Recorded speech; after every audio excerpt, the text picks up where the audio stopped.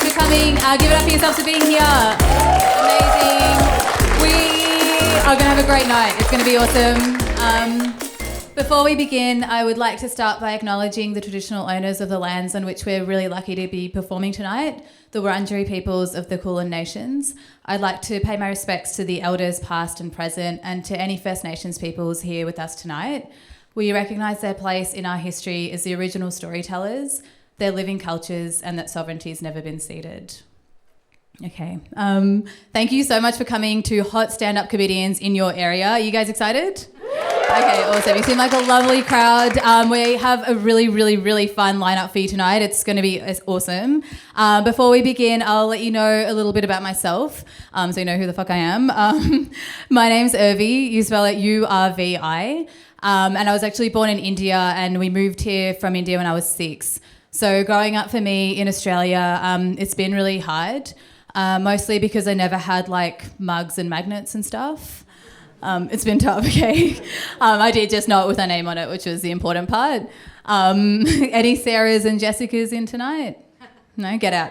Oh, one person. No, okay, no, you seem lovely. You can stay. You just get a lot of merch, is what I'm saying. I had to draw my own name with on a mug from the reject shop when I was 7. I know, it's sad. But even harder for me was the fact that no one could pronounce my name properly, and it used to like make me really nervous to introduce myself to people. And just my luck, on the first day of primary school here, like I'd just come from another country, the teacher made us sit around in a circle, and she was like, "Everyone, let's write a word which starts with the same letter as your name on your name card, and let's just say hello to the world." So we're going around, I'm already tense as fuck, and she's like, "Amazing Ashley, beautiful Becky, cheeky Charlie." And then she got to my name and just started freaking out. She's like, "Ugh, you, ugh." Really, I remember making that noise like it was my fault. She's like, "Oh, I don't know, underwear, unconscious." I know, so I was like, try unbelievable, bitch. You know, unique, you have options, right? That's how I got the name Ugly Urvi, so that stuck. No, it's okay, don't feel too bad. I know that I'm hot now, so thank you. So I'm on the show, obviously. Yeah, so it's all good, and I have no more issues anymore, so it's actually great. Thank you. No, I do have lots of issues, don't worry. One of my main issues is that I know that I sound really bored all the time. Anyone else here with a monotone? One person with the hand up. That's what I always do as well. It's just like, if I speak, it's just like a low grumble. I won't get you to speak, it's okay. Yeah, I don't know if you feel like this, but it's actually really hard. Like I have a lot of emotions, but my voice is always like this. And it's gotten to the point that when I speak at home, my housemates don't know if it's my voice or the low hum of the TV screen in the background.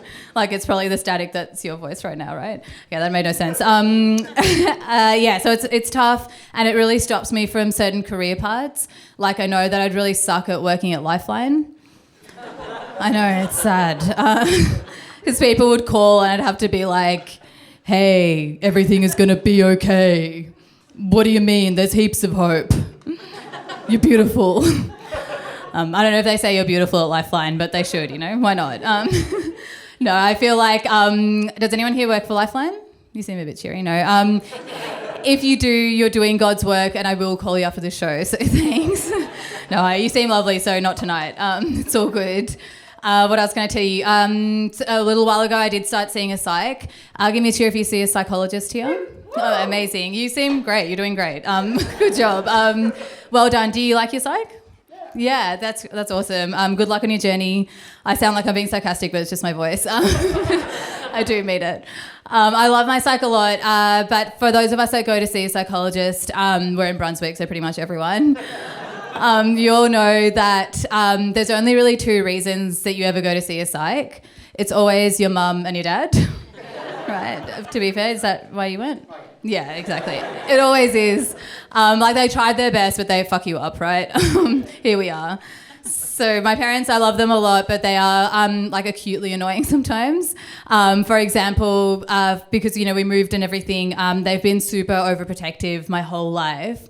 And this is what my dad would say to me before bed every night. Literally, he was always like, why have fun when you could be safe? Yeah, and now I've got like a tramp stamp for that, so it's great. Yeah, so they've always been like that, but because like they've kind of grown up in a whole different world from me and my sister, it's led to some misunderstandings sometimes, and sometimes they're pretty funny. Like I love them because they're so naive and cute in some ways. Like when I was growing up, my parents were always like, never drink, never smoke, and if you do, we'll disown you, right? It's pretty strict. And of course, when you're a teenager and you get told not to do something, that's all you do. And one time when I was a teenager, I decided to rebel and I smoked one single cigarette inside my bedroom with all the windows and doors shut. Like a fucking idiot, I know. And then when I was done, I butted it out in the bin in my room and forgot about it. Yeah, rookie mistake. That day later at school, I was like having a full panic attack because I'm like, oh my God, they're definitely going to find that cigarette and I'm going to be dead. And then that day when I was coming home, I could just feel this kind of like eerie sense in me. And I got home and all the lights were off in the house. And my dad was just sitting in the study with a single lamp on. I know, it was creepy. So I walked in and he's like, girls, come into the study, we need to talk. And I knew why. And I was like, oh my God, they're literally going to kill me. So me and my sister were creeping into the study. I like pushed her in front of me. And he's like, we found what was in your bin. And I'm just saying my prayers right now because he's really scary when he's angry. And then finally he's like, I hate to tell you, but there's been an intruder in the house. I know, it was so cute. And in that moment, I was like, oh my God, it all makes sense. Like, no wonder you're so paranoid and scared all the time. Like, whatever happens in your head is so much worse than what happens in real life. Like, in your head, some psychopath has broken into our house, watched me sleeping and had one cigarette and then butted it out inside, rude, and left without touching anything else. And my dad's like, I just can't work out what his motivation would be.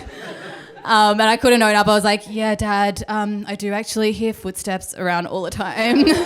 You should protect us more. Yeah, so now they probably going to see a psych for having to raise me. Your first act is amazing. Can you please put your hands together for Geraldine Quinn?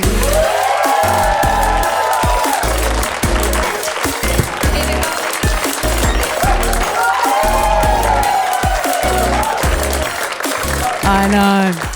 It's what dreams are made of, a middle-aged cabaret performer who's displaying far too much vulva at this point. But hey, it's all right. I got like 5 layers on. You're not going to see anything. Just, breathe through your mouth.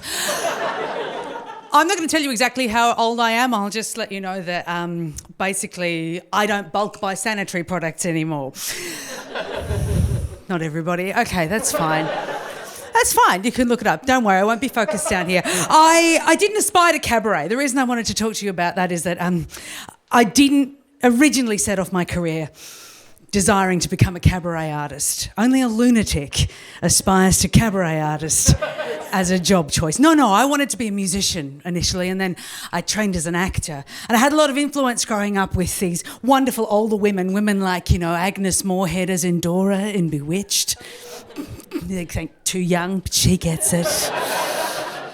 Women like Carol Burnett as Miss Hannigan and Annie.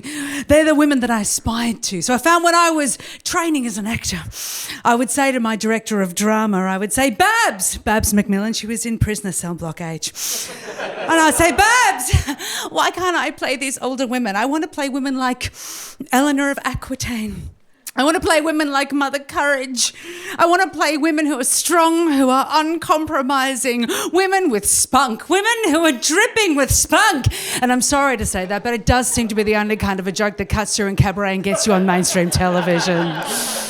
And she would say to me, no, Geraldine, you can't play those roles because you know what? You're too young. Oh, to hear that again. But I knew she was right. Even back then, I knew in my heart of hearts that she was absolutely right. I was going to have to graduate from drama school and get out there And as soon as I graduated, I was just going to be forced to play a succession of quirky best friend roles. And then I would move on to unconventional love interest before finally earning my place, playing those bold, brassy broads that I loved. And hey, why wouldn't this step-by-step plan work perfectly straight out of drama school? After all, the Australian entertainment industry is so rich and diverse and full of opportunity. That's it.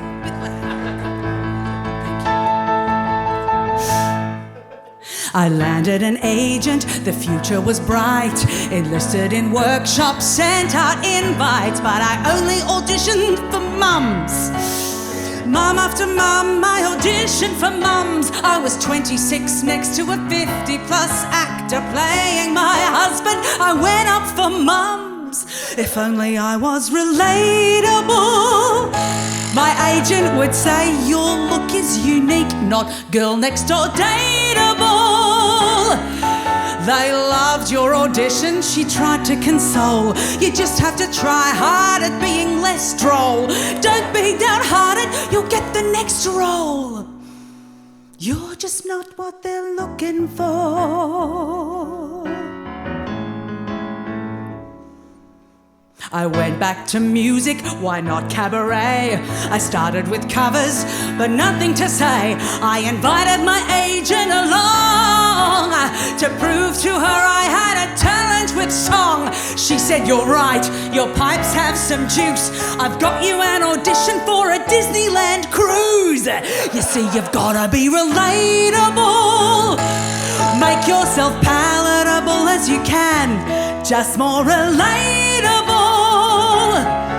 Then you wouldn't struggle to book the event. Try being less you know what I meant. Sign here and yes, I get 15%. So I tried to be what they were looking for. We had a meeting, it didn't go well. She said, it's not working, we simply don't gel. By then I was writing some songs of my own. I did my first solo original show. Several years later, I won an award, but none of the managers took me on board.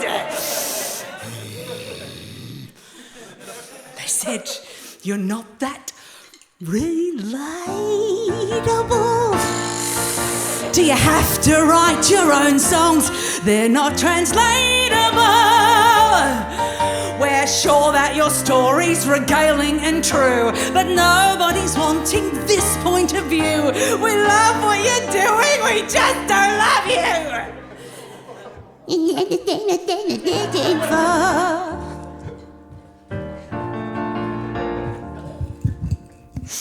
If there is a moral, then take this away. They may hold the cards but not know how to play. Sometimes your life is a torturous slog. That doesn't mean you're not good at your job. I think it's okay to let yourself cry, long as you get up and give it a try. Who cares if you are relatable? And it may feel unobtainable.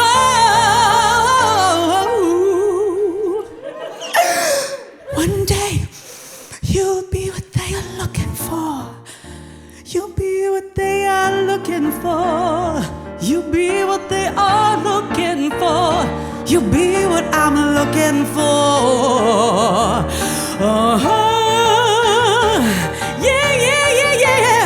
Yes, that's me on that ad, going up and down the escalator, doing this with my hands. I didn't need an agent to get that one, so...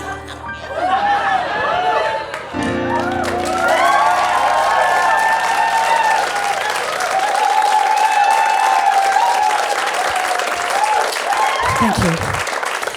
Look, I'm trying to be more positive in my late career, and actually somebody came up to me after a show and said, do you know what you should do? And can I just say, that's a great thing to say to a performer as soon as they get off stage. You know what you should do? But I thought I'll put myself into a good, positive headspace right now. And I said, what is it? What should I do? And they said, you should write a musical. And I'm like, Geraldine Quinn, you idiot.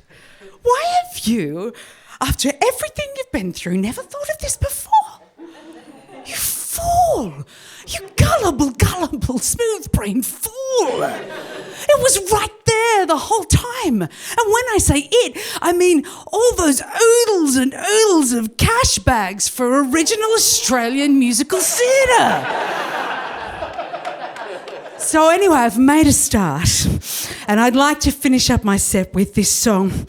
And I just want to say, if there is anyone from Cameron Mackintosh in the audience tonight or out there in the streaming world, then I am available not just as a composer, but also as an eminently castable performer. Thank you.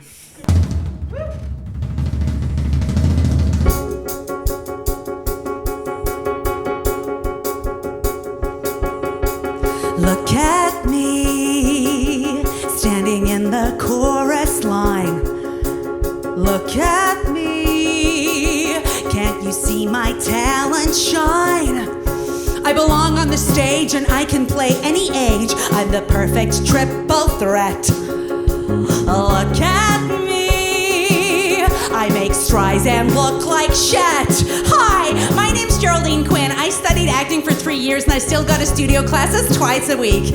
I can speak Cantonese and also horse riding, and I do fencing, and I haven't eaten a carbohydrate since 2014.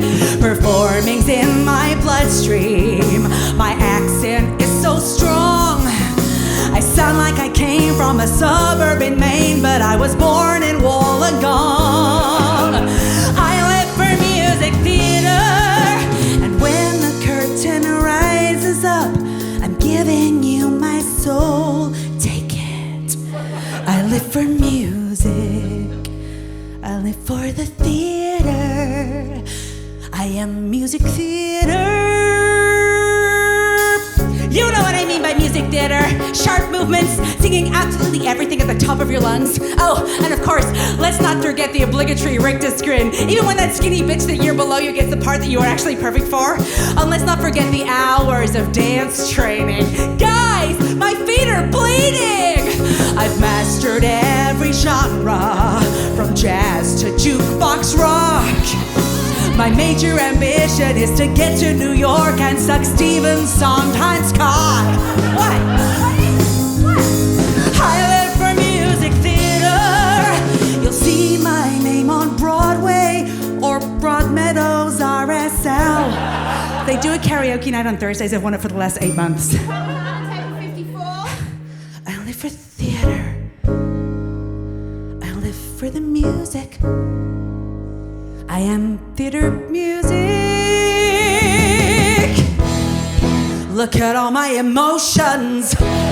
I'll do what it takes to get this role. Anything from casting couch to glory hole.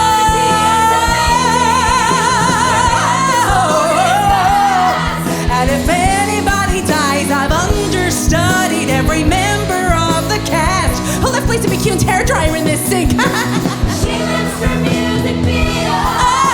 I'm over singing everything, so you can barely pick each note. And I'm gonna show you. You're gonna know. You're gonna notice. I'll steal the show, and you're gonna love me.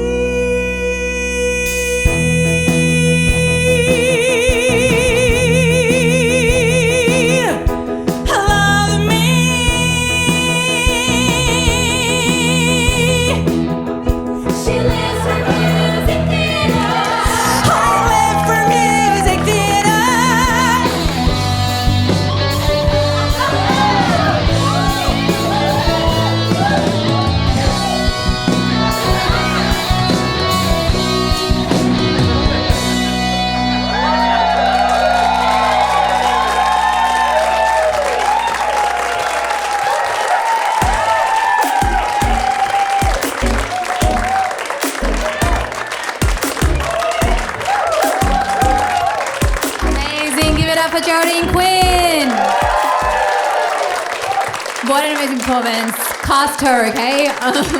Okay, let's put our hands together now for your second act. She's equally amazing. It's Frankie McNair.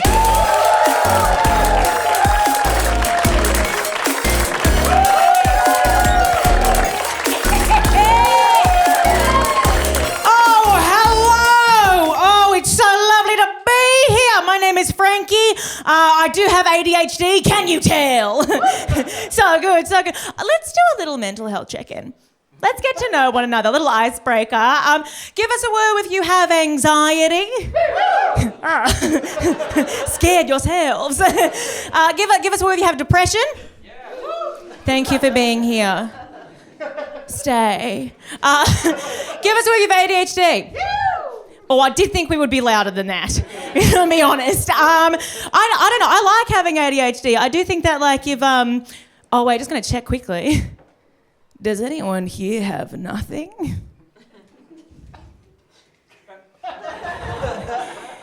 Good, they're the most fucked ones.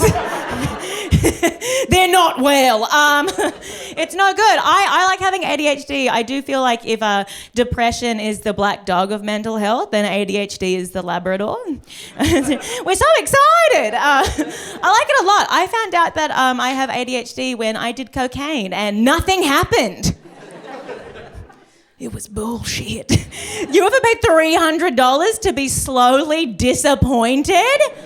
It was so bad. All of my friends were in the club and they were just like dancing like it was the end of the world, and I'm there with my brain finally calm. I had the greatest high of all, being able to send a single email. Yes! I see you, ADHD. It's hard to get started. I don't know. I also, about 2 years ago, I came out as gender fluid, which is pretty cool. Thank you so much. Everybody else, that is a hate crime. Interesting in Melbourne. I do get some people don't know what gender fluid means, which is so fine. So for me, it means that there is a child here. You're gonna learn some things. All right, listen up, ears on. Oh, I'm not gonna change my set for you. That's okay. You're ready. What year are you in? 7. Year 7. Oh, that's high school. You think of me as a fun mentor. Okay. Also, it gets so much better. Okay, great. Thank you. Anyone who says that school is the best years of their life? Fucking loser. Okay. Loser, and they could do a backflip one time at a party. Anyway, that was for me. What was I saying? Gender fluid, thank you so much. An ally. So my pronouns are she and they, right? And it changes depending on how I'm feeling, all right? So, like, because sometimes I feel like a lady, and then sometimes I feel like, you know, outside the binary of, like, male and female. I think what happened for me is, like, one day I saw that cool picture of James Dean smoking, and I was like, I want that one. I want to be that one, right? So that's how gender works for me. I'm like a mood ring, but gayer. Which is pretty good. But I was really excited to come out to my mum, right? Because I'm really lucky. I've got like a very supportive mum. When I was 14, I told my mum that I was bisexual, and she was perfect. She just looked at me and she just went, oh. Well, I thought someone's watching a lot of Charmed. That's an ally. That's so good. You gotta watch Charmed. Anyway, it's gonna change your life. So I should start doing this stand-up set for the 13-year-old. That's fine. We'll get brunch. Don't put that on air. I was really excited to tell my mum, right? So I gave her a call and I was like, hey, Mum, do you know what gender fluid is? And she was like, yes. Yes, of course I do. Of course I know what that is. Of course, why? God, why? Why? God, why? And I was like, because, Mum, that's me. We did it, yeah. And there was silence on the phone, right? And then my mum just hits me with, and why on God's earth would you feel the need to tell me that? Get off the float. Mum, we had like a chat about what had happened there, right? Because it turns out there was a miscommunication. My mum was a bit confused. Turns out my mum had just thought that I was giving her a call to let her know that I'm a squirter.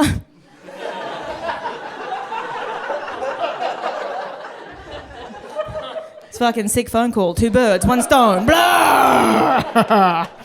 You're in the splash zone. Anyway. Thank you for being here. I'm having a lovely time. I am single. Yes, thank you. I am so brave. What? Did someone gasp? No.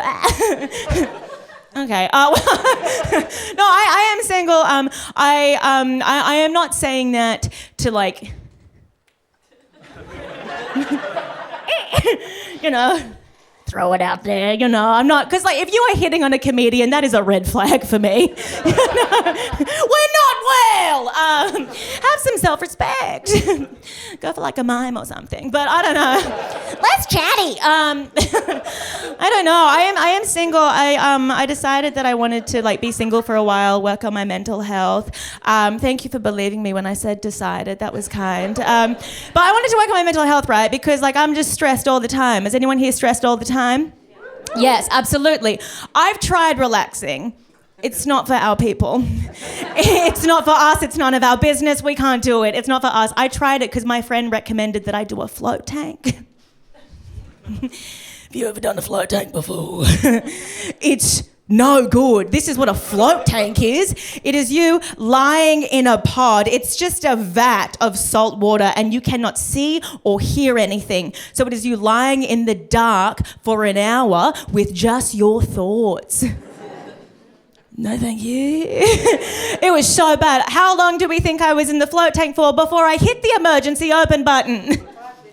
5 minutes, very generous of you. 2 minutes, very generous of you. I was in that float tank for 30 seconds! Because after 30 seconds, this is what my brain did. I got in, it shut, and it just went, hey, Frankie. What if there's a demon in here? No! Get out of the... I'm climbing out of the pod like Neo out of the egg. It's knowing too much about myself and slimy. I didn't like it. I don't know. I'm fixed now, though. I have a therapist. It's so good. I've had the 10 sessions. I'm cured. They gotta give you more than 10. That's my political material. Thank you so much. I've had the 10 sessions, right? And so I had the 10 sessions with my therapist, Tammy, whomst I love. We adore Tammy. She is wonderful. She does not like it when I make jokes. It's pretty good. I know when I've made a very funny joke, though, because Tammy writes it down. Dark sense of humour, Tammy. Yeah. I was talking to Tammy and I was like, Tammy, I'm ready to date. Put me back in. I'm ready now. I'm fixed. Let's go. And she was like, okay, let's unpack all of this. Why? Why do you want to date? Why do you want that? And I was like, because I miss that part of intimacy. Like, it's very specific. It's that part where it's like a Saturday and you're lying in bed all day and like you're wearing a big shirt and, you know, and you're watching movies all day and you're eating pizza. You know love. You get it. And, you know, and I said this to her and I was like, I miss it. And Tammy just like put the pen down and just hits me with, okay, so it sounds like to me, what I'm getting from this is that you don't want a relationship, you want a little rest.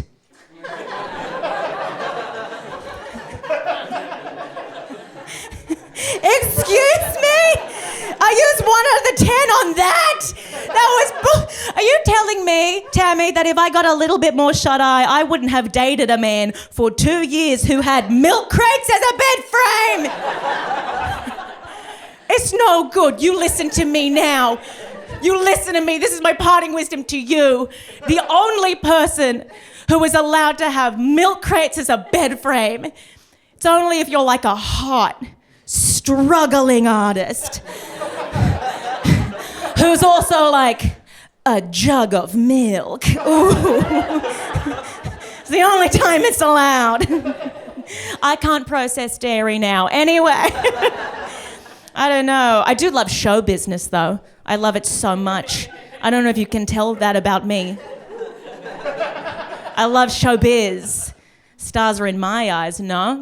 I love it. I love it. I got an audition recently, and I was so excited, and they said, we think you'd be perfect for this.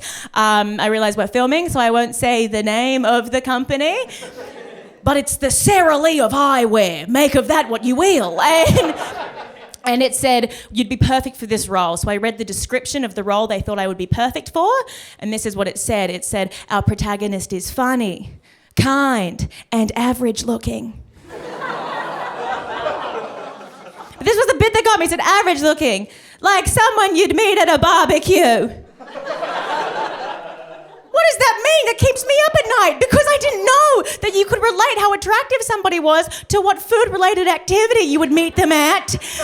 But it's an awesome way to do it. I've got some examples for you here. All right, I'm going to end on this one, so I don't go over time. But this is Aubrey Plaza. She looks like you would meet her at like a beautiful afternoon tea, but it's also awake. This is Adam Driver. You would meet him at an Are You OK Day morning tea. Might be for him. This is Jack Nicholson. You would meet him at a Subway sandwich. He's ordering the meatball sub, no bread. This is Natalie Portman. You would meet her as she's attempting to buy a punnet of raspberries. This is Keira Knightley, exactly the same setup but British. She probably like fumbles and drops the raspberries and goes like, oh, my raspberries! Thank you. This is Chris Hemsworth. You would meet him at a crust pizzeria. This is Liam Hemsworth. You would meet him at a Domino's pizzeria. This is the other Hemsworth. Meet him at like an Eagle Boys or something. This is Scarlett Johansson. You'd probably meet her at like a barbecue or something. That's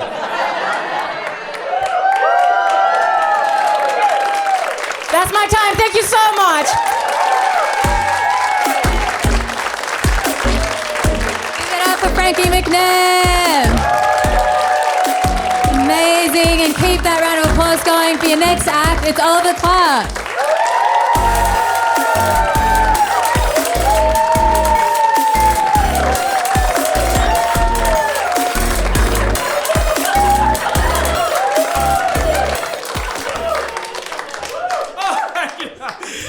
Oh, so good to be here. Thank you.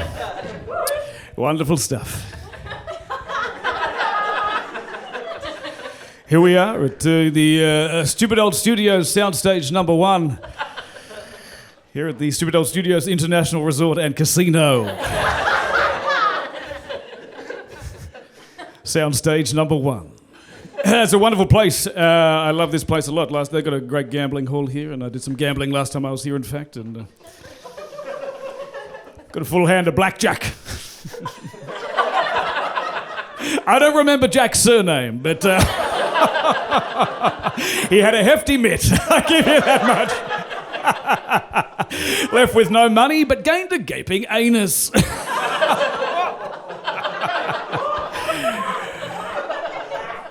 Tell you what, I've had some of the best food of my life here too.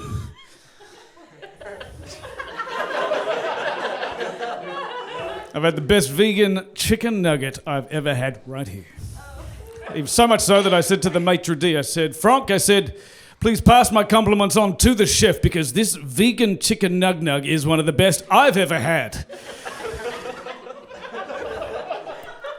And he said, Oliver, he said, look, I don't know how to break this to you, but unfortunately that is not a vegan chicken nug, it's a regular chicken nug.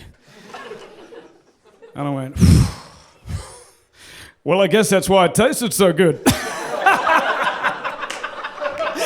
2, 3, 4. Beep, beep, beep, ba, boo. Pa, pa, pa, ba, da. Yeah. Beep, beep, ba, boo. Pa, pa, pa, ba, da. Ba, ba, boo. Yeah. Thank you very much. Great song. Thank you. Thank you. You're beautiful. Thank you. Wonderful stuff, thank you, that's too kind. That's just a little tune I wrote myself. It's an original. I like to call it beep, beep, beep, bob, bo. Bob, bob, bob, ba, da. And it's basically a love song. It's about two strangers who meet one day in a Chinese restaurant and fall madly in love. And the lady orders a lemon chicken dish. And the gentleman orders a yum cha selection with a papadum. But unfortunately, it is a Chinese restaurant, so he doesn't get the papadum. It's a hell of a story. But a wonderful song nonetheless, and I thought I could potentially sell this, and I had Dolly Parton in mind for this song. I thought it's right down her alley, and I thought Dolly Parton would be great, only because I'd love to meet her, first of all, because I have a very good impersonation of Dolly Parton, and I'd love to do it for you all this evening. So here we go. It's my impersonation of Dolly Parton. Hello, I'm Dolly Parton. It's very, very good, I know. Wait, is she here? Oh, boy. And I thought she could even do it as a duet with her good pal Kenny Rogers. And that would be great for me because I've got a fantastic impersonation of Kenny Rogers. And I would love to do that for you right here in the Stupid Old Studio soundstage number 1. Here we go. This is Kenny Rogers. Hello, I'm Dolly Parton. It's uncanny, isn't it? It's so good. Show business. It's a sweaty business. And you know, there's an old saying in show business, if you're not sweating, you're not working hard enough. That's why I always bring a sweat rag with me. Doesn't have to be anything in particular. This is just a sports sock. But like any good old entertainer, you mop your brow, you give it to a fan. There you go. Wonderful. You're welcome. It's got my DNA all over it. I used it this morning to clean up. But it wasn't always white, is what I'm saying. Little crunchy is what I'm saying. I think you get it. Protein. Wonderful. What was your name, sir? Han! Oliver Clark, I was just on stage.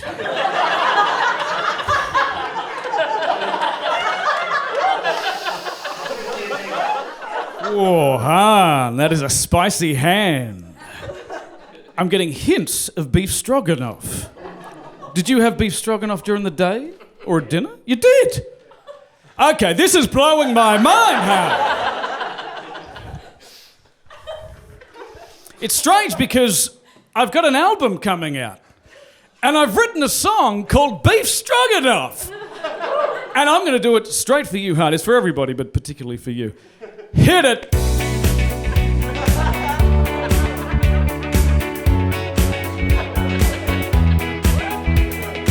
Beef Stroganoff. Off.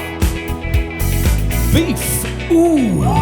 Strong, yeah, on, off, now dance, ooh, beef, beef, beef, strong, strong, strong, on, ooh, off.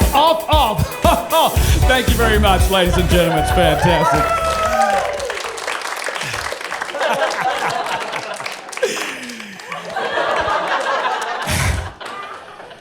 Oh.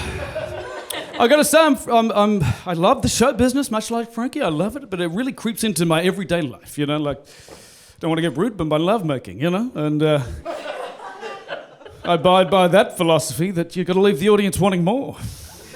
And you ask any of my ex-girlfriends, I left them extremely unsatisfied. You know, you've probably heard a lot of my songs throughout the years. All of my hits, so many, it's hard to keep count. And I would like to do a medley of my hits for you this evening to close out my show here at the Stupid Old Studios International Resort and Casino Stage 1. It's and I'm sure you know some of the words to this, but I would like to do this medley of songs for you now, so please enjoy. Hit it!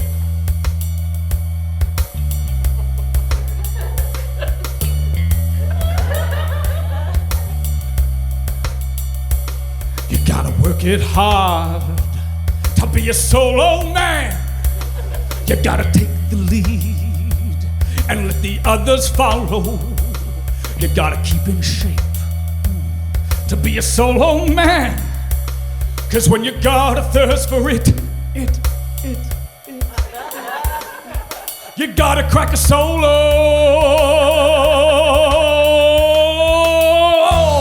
Yeah. Now we're moving. You You can tell a well a woman by the way she wears her hair. You can tell a well a woman anywhere. You can tell a well a woman by the way she wears her hair. You can tell a well a woman anywhere. You can tell a well a woman anywhere. That's right, you're looking lovely tonight. Ooh, this goes with this goes with this goes with that. This goes with that at Suzanne. Key change. This goes with this goes with this goes with that. This goes with that at Suzanne. Classic song. I know you all enjoyed it. Thank you so much. You're beautiful. Victory, victory, curtains and blinds. 1-3-1-3-9. It's fun to sing numbers. There's no doubt about that.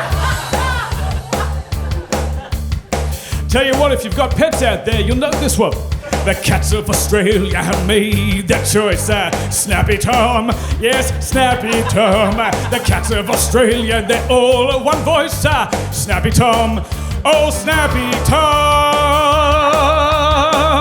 Meow, thank you.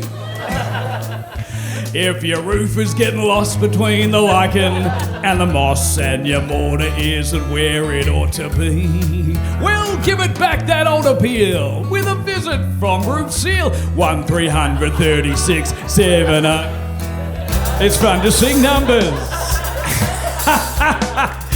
Oh, here we go. 1, 2, 3. Oh, pick apart, pick apart, pick apart, pick apart, pick apart, pick apart, pick apart. Don't leave that car just sitting in a heap. Come to Pick Apart where everything's cheap. Second-hand parts for second-hand car, for a door to a wheel or a bumper bar. Bring your tools and do it all yourself. You're sure to find there's hundreds on the shelf. You strip the car for the parts you need. Pick apart, pick apart, pick apart, pick apart, pick apart, pick apart, pick apart, pick apart, pick apart, pick apart, pick apart, pick apart, pick apart. Thank you. I'd like to take it down a notch if I could, ladies and gentlemen. I like aeroplane jelly. Aeroplane jelly for me. I love it for dinner. I love it for tea. It's a good recipe. I like aeroplane jelly. Oops. Aeroplane jelly for moi.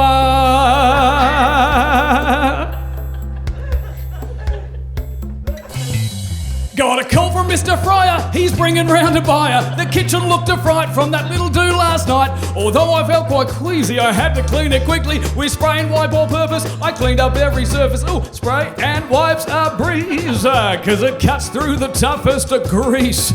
The kitchen's sparkling clean and the pie's very clean, say thank you. Spray and wipe. You know, sometimes you reach for a bit of bread. Good on you, mum.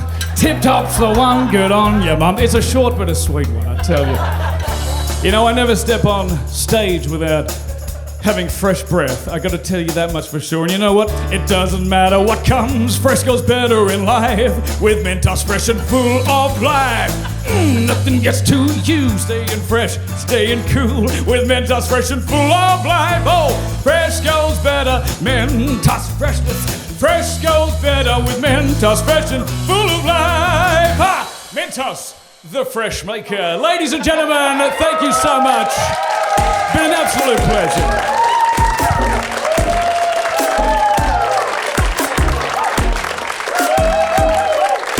Oliver Clark. What an amazing performance. Sorry for accidentally standing on stage while he was bowing. How rude. How are you guys going? Are you having a great time?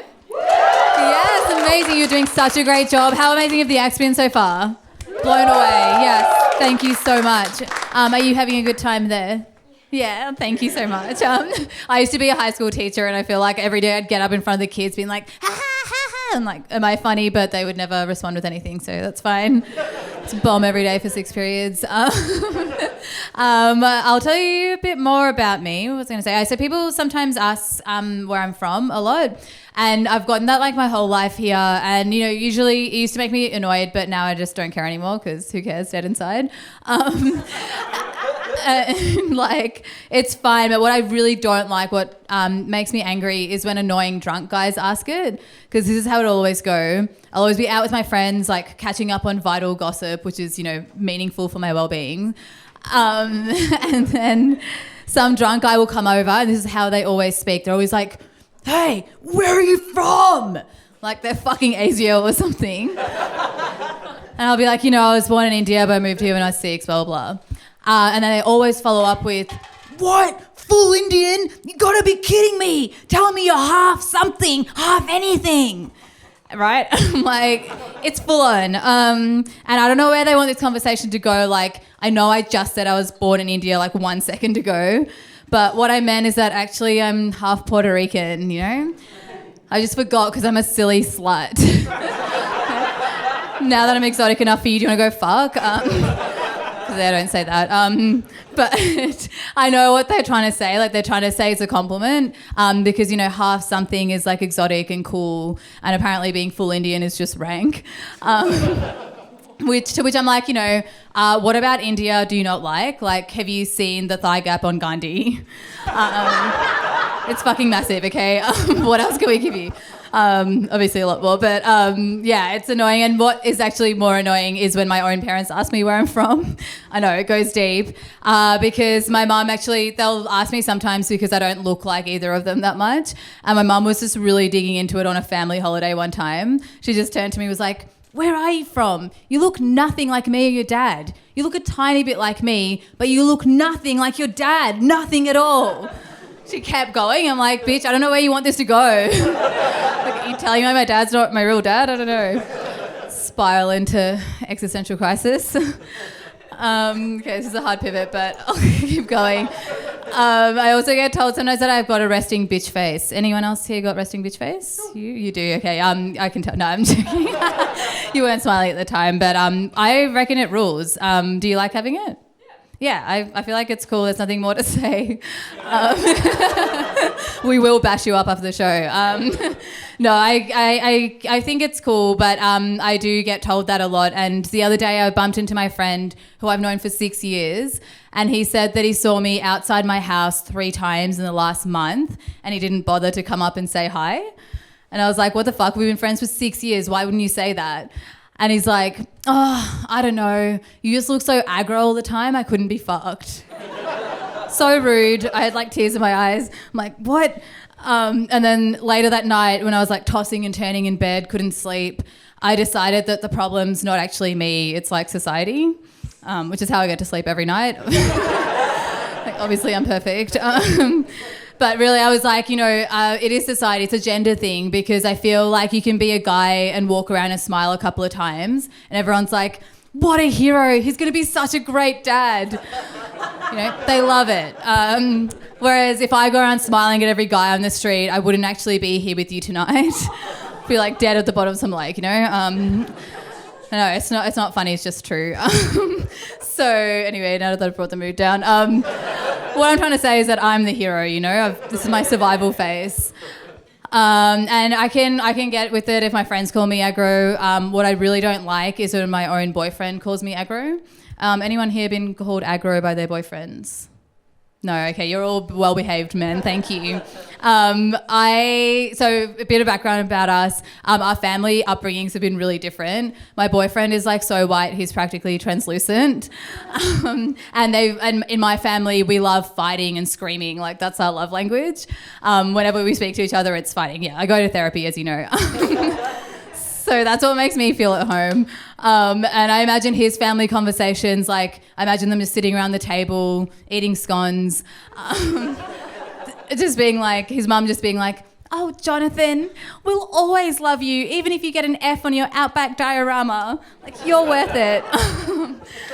Whereas my family conversations, are like, it would be like my parents saying, you know, "If you don't study really hard and get A+ on that maths exam, we're going to smack you and send you back to India." You know, tough love. So that's our two different upbringings, and I love fighting and he hates it. So the other day, mid-fight, I was like really getting into it, getting geared up, and he just stopped mid-fight and was like, "You know what?" So that's how he speaks. He's like, "Oh, you know what? Sometimes I just wish that I was dating a chill girl. Yeah, a chill girl. So I was like, yeah, you want to date a chill girl? Why don't you go fucking get your chill girl and get sitting under a rainbow petting kittens and get her to help you with your savings account? And he's like, okay, I will. That sounds fucking awesome. And I'm like, take me with you. I really want a kitten, guys, please. Okay, thank you so much for being my free therapist. Really good to get that off my chest. Are you guys ready for your last couple of acts? I promise you, they're going to be so amazing. You have been such a great audience. Keep all that love and energy up. Keep the laughter up. And let's start clapping for your first act. It's Matt Stewart.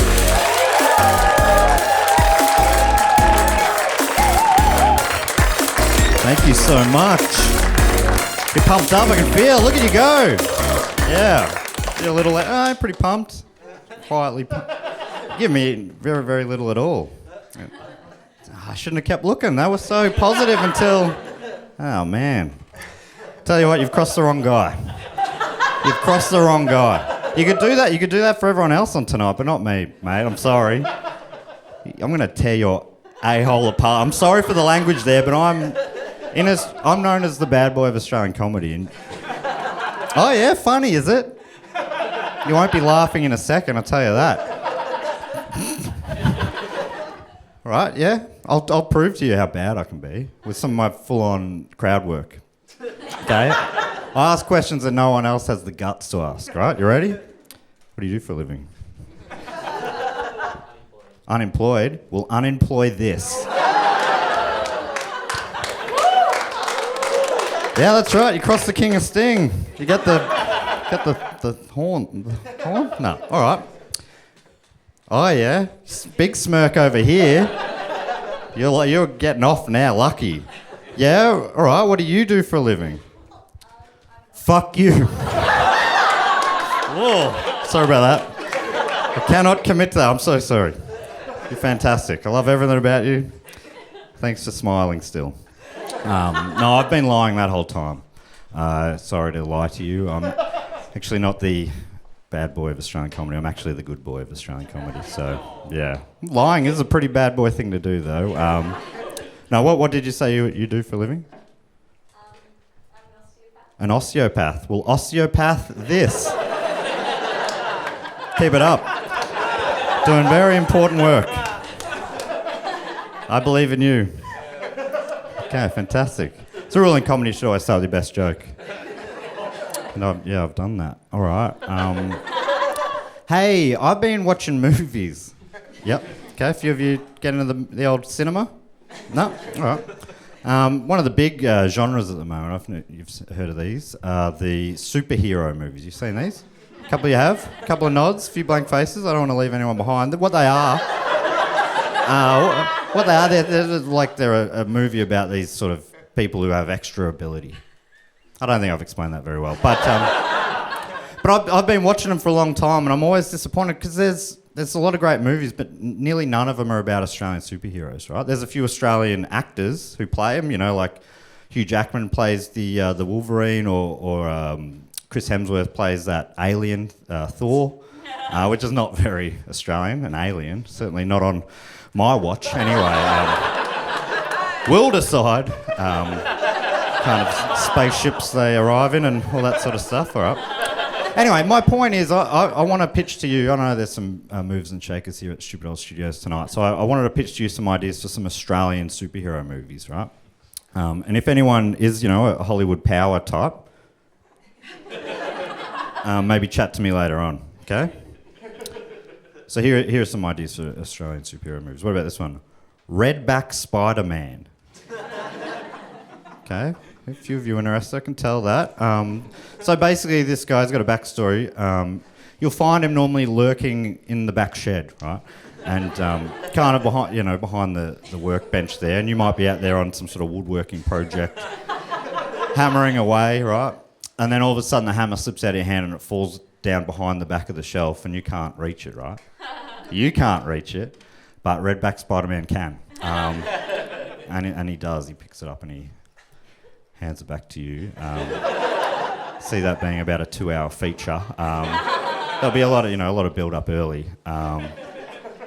Okay, now if you like that one, and I think you did, you're gonna love this next one. What about this one? Funnel Web Spider-Man. Yeah, okay. Now I think you're catching on here. So now I figure this guy probably also is lurking out in your back shed. Yeah, it's pretty much the same as that last one. He lives in a funnel or some shit. I don't know. All right, now we're cooking. Now I'm ready to bring out the big guns. If you like those two, you'll really love this one. What about this one? The North Queensland Golden Orb Weaver Spider-Man. Okay, we've just made a trilogy of hit films together. I can really see these doing big business both domestically and abroad, which are the two major movie marketplaces. So if you're clever, you will get in touch. Playing it coy. All right, I appreciate that. If you don't like that, what about this one? Wombat Man. Oh yeah, okay, fuck it. Get a groan of positivity there. I think most groans are happy groans. Yes, all right. Now the backstory for this guy is, right, he's walking along as a boy, all of a sudden he falls down a hole into a wombat cave, right? And he sort of hurts his leg and he can't move, and all of a sudden there's wombats scurrying everywhere, and he can't do anything about it. They're just all over him. He starts to feel, scared of wombats. Yeah. Until he grows older, and then he turns it around. He becomes the thing he fears. That's when he becomes Wombat Man. Now, I was talking to a good friend of mine recently who's into these kind of movies as well, and he said to me that this is almost exactly the same as another franchise called Batman. And I said, well, I had no idea about this, right? But if that's the case, just to get the copyright lawyers off my back, I've written in a few key differences between the characters, right? Firstly, this guy, my guy, both of his parents are alive and well, okay? Frankly, he's got no real reason to be dressing up like a weirdo. No trauma at all. He's had a very good upbringing. Secondly, I've made his alter ego a millionaire playboy. I think... Yeah, I think you'll realise the other guy's a billionaire, so... Sounds pretty similar, but that is, in fact, about 1,000 times different. If you're speaking mathematically, which is how I am speaking, so... And thirdly, just to really accentuate his Australianness, I've given him the most Australian alter ego name I could think of, right? Most Australian alter ego name I could think of. Bruce Wayne. Hey? How Aussie is that? I don't think you can think of a more Aussie name. Brucey Wayno. Okay? Starting to lean in a little, aren't you? Yeah, you're leaning in. All right, a couple more quick ones here. I know you're a busy man. What about this one? With the superpower of travel, it's I've been everywhere, man.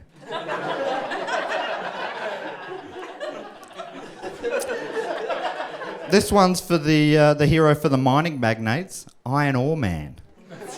He's one or the other. So you get to choose there.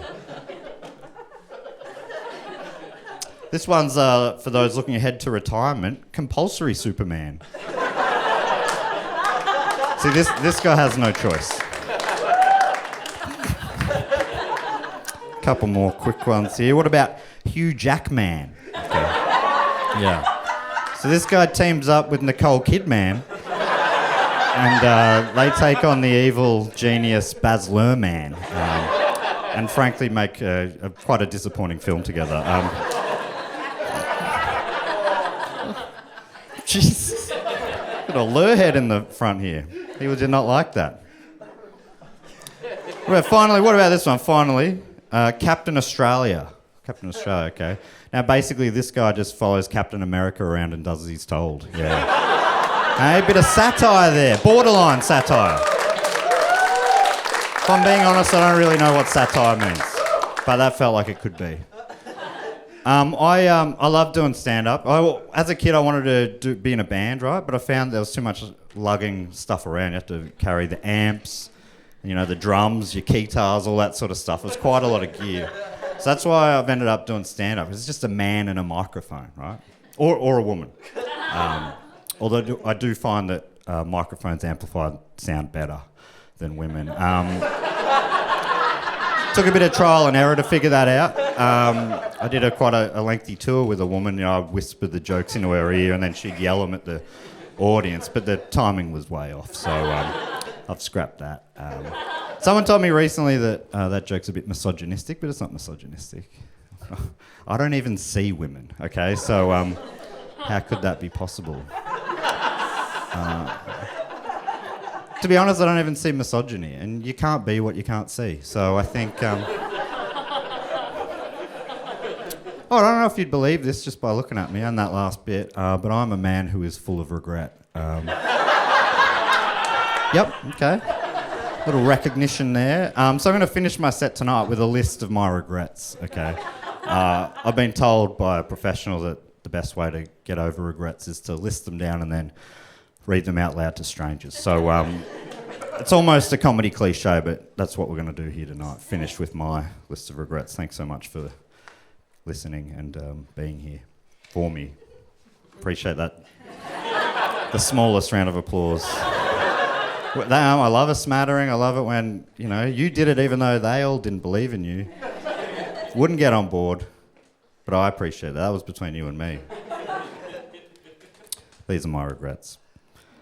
I never got to say goodbye to my granddad before he died. That's a genuine regret. I was meant to see him for lunch that day, and I got woken up by my brother banging on my door going, "Oi, Matt, granddad's dead."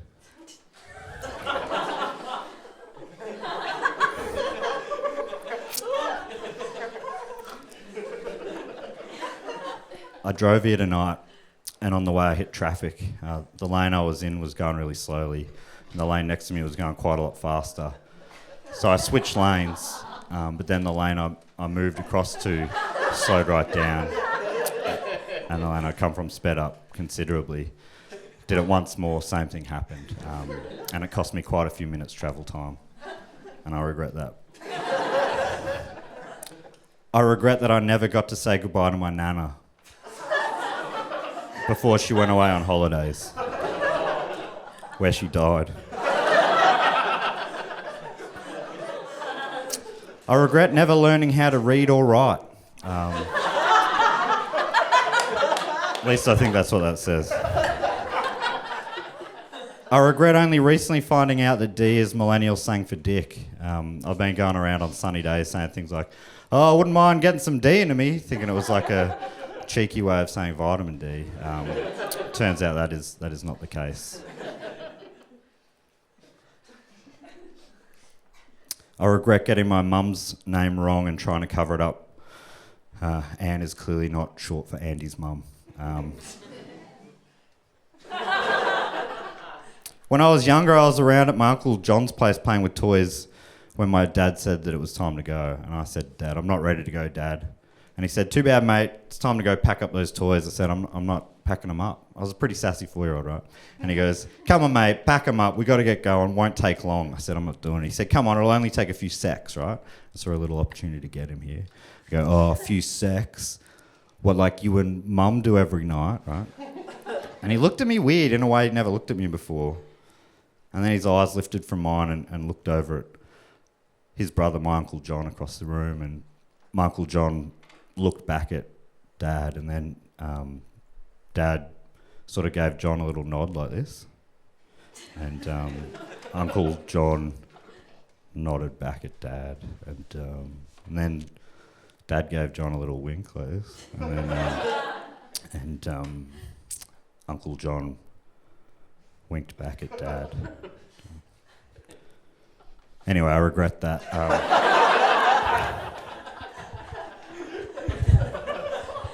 Finally, I regret not living my life the way I always wanted to, which is without regret. All right, great. I've been Matt Stewart. Thanks so much for having me. Cheers.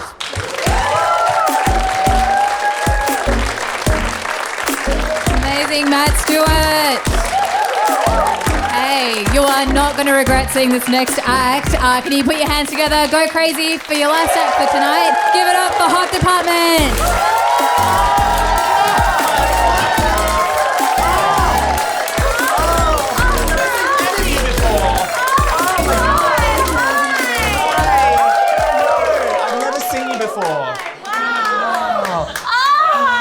Hot comedians in your area, how you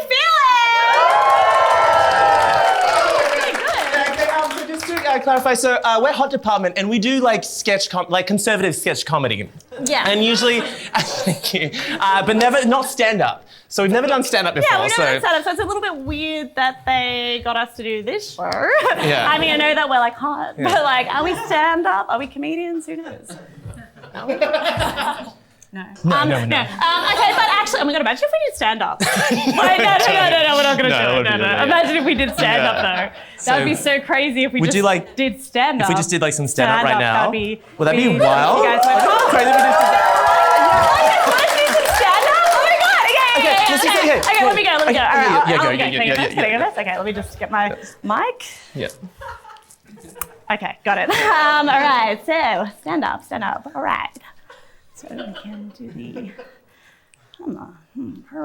yeah, early 90s. Think about it. All right, here we go. Stand up. Hey,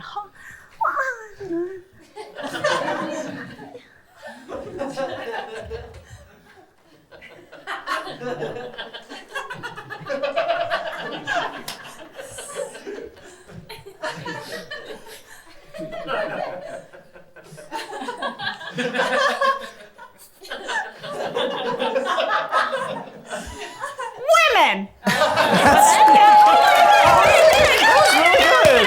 That was really good. The women thing. The women thing. Yeah. I'm gonna try some as well. Okay, I'm gonna try. Yes, I'm a stand-up comedian. Okay. I'm a straight white man. I earn everything. Okay. So guys, don't you hate when you go down the pub, right? And you go in there and you gotta get a drink, right? And there's a fucking queue the whole fucking time. And so like, and you know what I mean. So like, and you come down and there's like fucking people everywhere and shit, and it's like some kind of fucking fancy pub or whatever. And so you go up there and you go to like grab a beer or something like that. Like, so you go up to the pub, you go to grab, so you just say go to a beer. And so then you ask for, can I have a beer? And they're like, yeah, so that will be $14. I'm like, $14? $14, like that's fuck. And so anyway, so like, you know, but you're like fucking whatever. So like you tap on the PayPal. And so I grab the beer there and I've got the fucking beer. I'm like, fucking, that's $14. And so and when you're holding it and you go back to your table like fuck, like $14. That's like fucking crazy. And because you have the beer and because you're like fuck, that's $14. Like so fuck. And then you have to drink it. I think that was Should we try like some, what's the thing? Crowd work. Okay. And do some crowd work. Hello, what's your name? Steve. Crazy. And Steve, what do you do? Okay, enough of that, I'm bored. Yeah, that was good. That was really good. I want to have a turn. Okay, it's crowd work. All right, here we go. So, hi. Hello. Wow, we have so much in common. How many? Do you want to fuck? So just quick. So try not to flirt. Just like ask boring questions that you don't want to hear. That's what I'm doing. Oh, sorry. Yeah. Try again. Yes. What's a job? What's a job? What's a job? Work? Yes, working. Where do you work, dude? In the city. In the city. City slicker. Do you want to fuck? Oh my god. Sorry, no, I didn't. No, that was good. You were so good. Thank you. Lovely to meet you. No. Thank you. That was really good. You were so good. Oh no, I wasn't. You were amazing. You were so good. Stand-up thing. I don't know. No, you were. You're amazing. Yeah. You reminded me of a modern day Jim Carrey. Oh my god. Is it because I'm so goofy? No, it's because your face is fucked.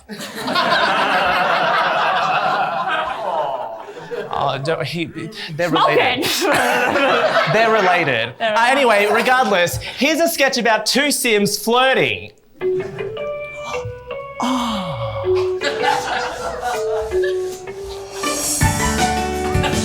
Shumala casa mata. Kalalusi sasa sisi sinalaka.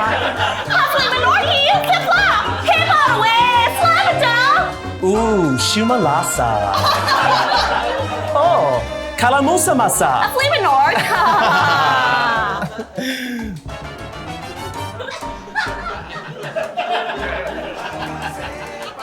Sumalabi. Bula suma na kasa. Sumalasku abalasi amanoho.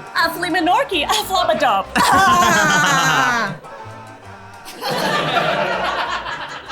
Simanorki. Flimanor. Ooh, shimalusa. Simanaka. Flimanorki.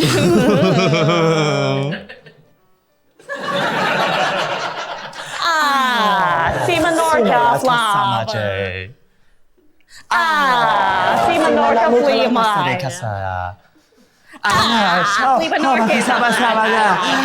Oh, sumala masala ala kushimane masala. Flimanorki. Flam. Jumala masala makasi anal. Simanork. Nork. Oh, sumalu. Sumalabasa. Hey, kumalamasi jumalamema. Simanorki. Flam. Alamusa pasa a little bit of anal. I don't want to do that. Oh, kumala. Kumala. Ushu. Amala usupu. Ela kilamata. Flimanork. Flimanorki. Flimanorki. This just says anal. Come on! Sims women. Shabaloo, shubalay.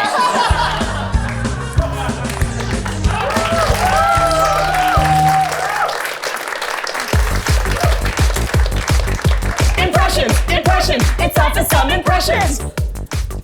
Here's an impression of a drunk oversharer at a party.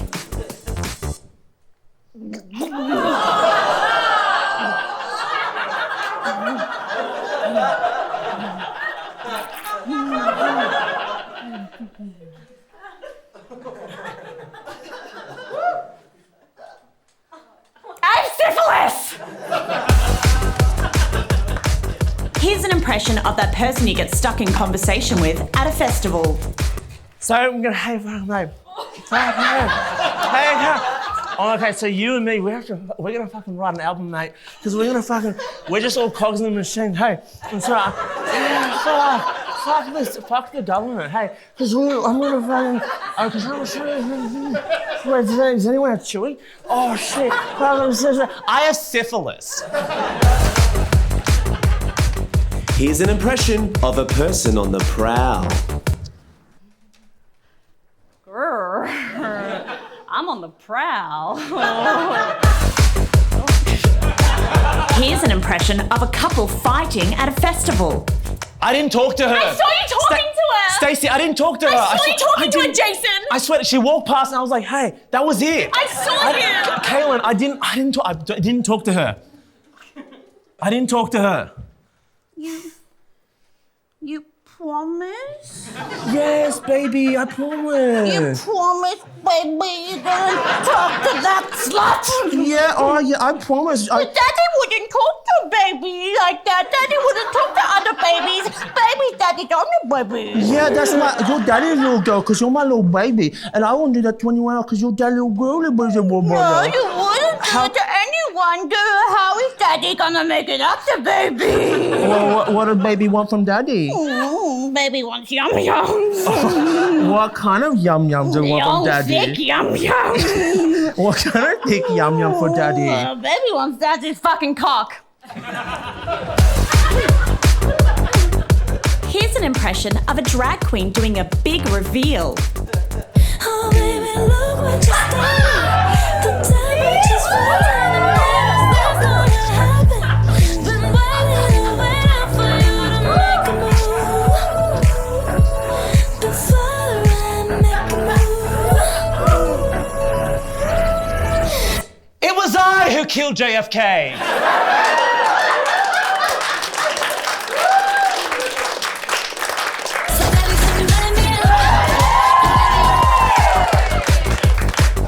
Here's an impression of someone whose favorite color is blue.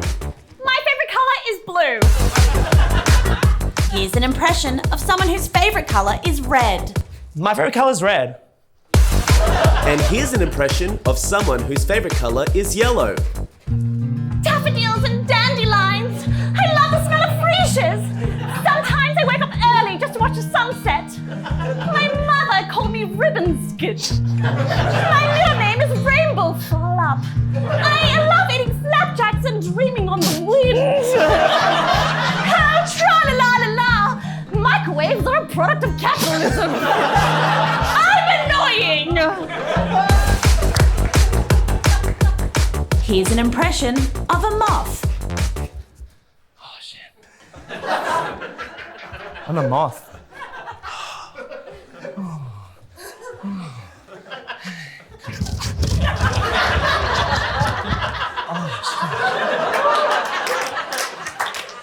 Oh, shit.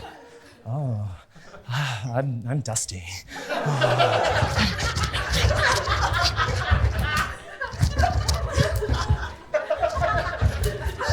I'm annoying. Here's an impression of a daddy-daughter dance at a wedding.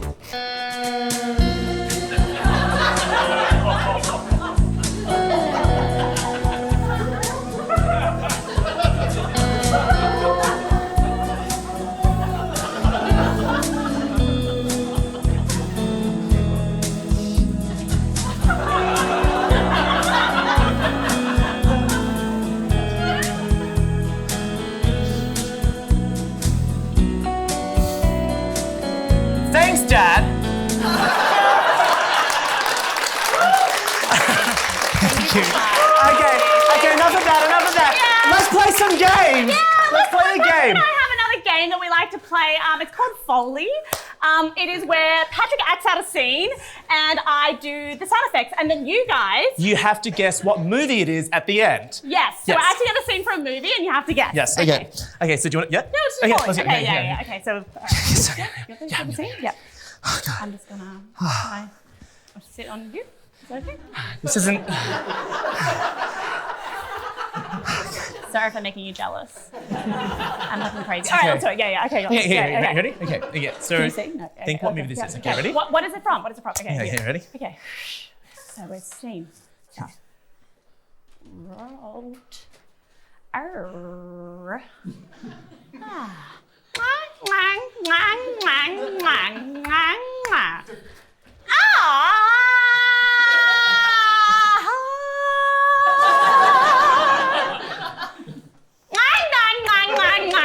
That's the sound my feet make.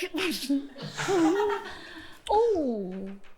Chomp, chomp, chomp, chomp, chomp, chomp, chomp, chomp, chomp, chomp, chomp, chomp, chomp, chomp. I'm chomping with my teeth. Ngang, ngang, ngang, ngang, ngang.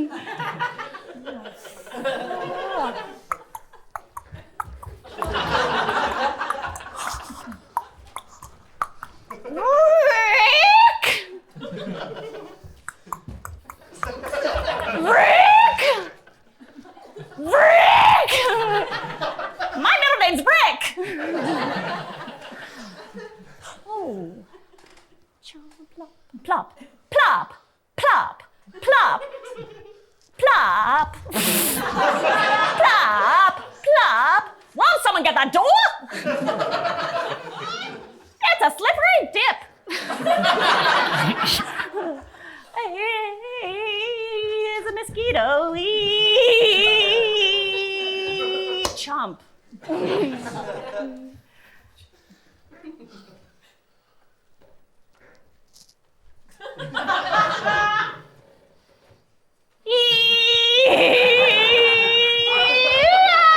Won't somebody get that door? Okay, that's it, a Foley. Thank you.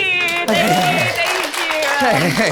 Yeah, okay, so that's the fun bit, yeah. So, now it's time for you to guess what film it is. So, can you guess what movie that was? That was Sophie's Choice.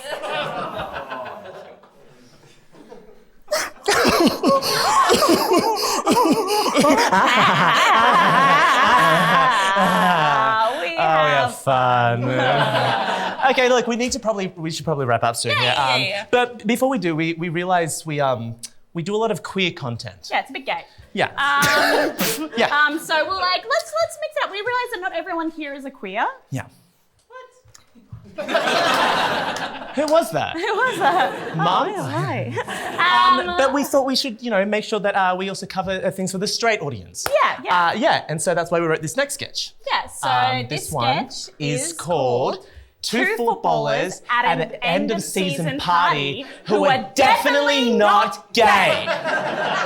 All right, DJ, play some straight music. Ain't another thing I've been wondering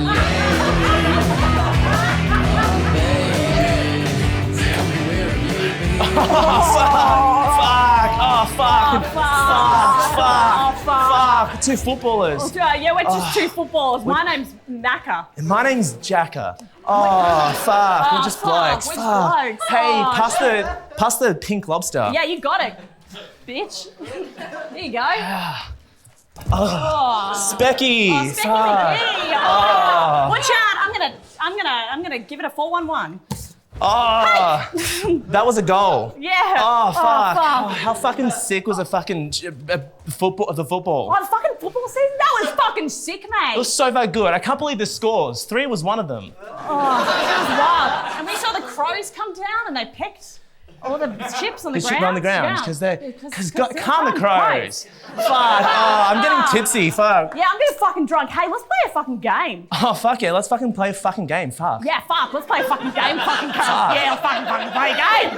All right, let's play truth or dare. Oh, fuck. It's That's crazy. so fucked. Okay, fucking don't. All right. Give me one. Fucking give me one. All right, here we go. Truth or dare, mate. Fucking dare. Oh, stop it. Oh, watch out. This guy's loose. He's crazy. Oh, don't. It's so crazy. Nah, I'm just saying. What's he fucking dog? No, it's all right. I'm just getting a bit You're all crazy. safe. You're all safe. You're all safe. Yeah, nah, fucking. Kind of. Fucking give me a dare. Yeah, I dare to start you fucking drink, mate. Oh, fuck, that's crazy. Fuck. Don't do it. That's so wild. fucked. Okay, here we go. Here Fucking we go. great. 3, 2, 1. Oh, chug. Oh, fuck, that's crazy. Wow. I idolise you. Fuck yeah. You're the captain of the cricket football team. Yeah. Oh, hey. Okay, fucking truth or dare. Oh, shit, a fucking dare. All right, fuck, I dare you to fucking lick my elbow. No, that's fat. Yeah, okay.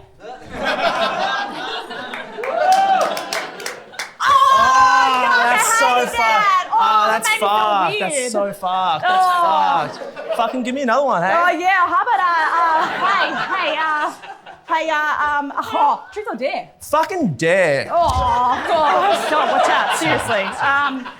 Dare. I dare. Oh no, I dared. Oh, it was crazy. All right, I dared. Oh my god, I'm so drunk. Oh, I dared to show me your willy. Oh my god, that's so fucked. Oh my why god. say that? Oh, I'm gonna show. I can show my willy. Okay. Oh, no. Well, if I show you my penis, you have to show me your penis. Oh, what? Yeah, okay. Fuck Yeah, because we're gonna show each other our penises. penises. Because we're mates. So. And we're part of a team. We're part of a team. So we're gonna show. Yeah. So we're gonna show each other our penises. Yeah, all right. So fucking let's do it. Let's fucking do it. All right. Fuck, all right. Oh. Okay. Yeah, all right. Yeah, all right. Yeah, here we go. Ready? Yeah. All right. Oh, shit. Oh, fuck. Fuck, that's your penis. Oh, yeah, that's your dilly wink. Oh, fuck. Oh, no, don't touch my penis. Yeah. Oh, no, don't touch it. No, don't touch it. Oh, no. no. Oh, no, don't touch my penis. Oh, no, don't touch. I Oh, no. don't want this. Oh, no. Oh, no. Oh, no. Oh, no. Oh, no. Oh, no. Oh, no.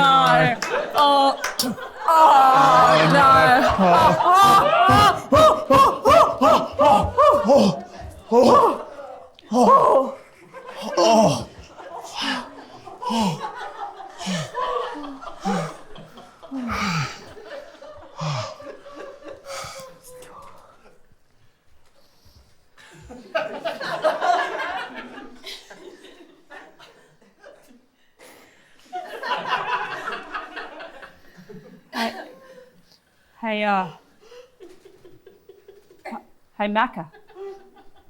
Yeah, Jacka.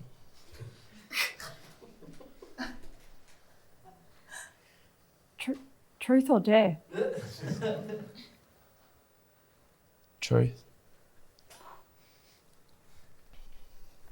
Do you love me? Mate, Nah, don't even fucking worry mate, about it, no, mate. mate, come back. No, mate, come back. Look at me. Look at me. Hey, no, look at me. Look at me. No, don't do something you're gonna regret. Look at me. Don't do something you can't take back. Look Back at me. over. Heart won't take it. No, look at me. Look at me. Look at me. Oh, fuck. Oh, what are we doing? So dangerous. What's coach got to think, Macca?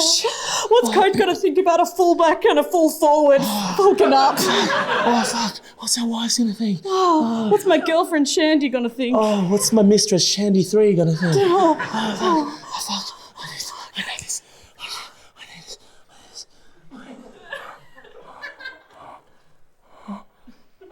We're definitely not gay. Thank you so much. Thank you so much.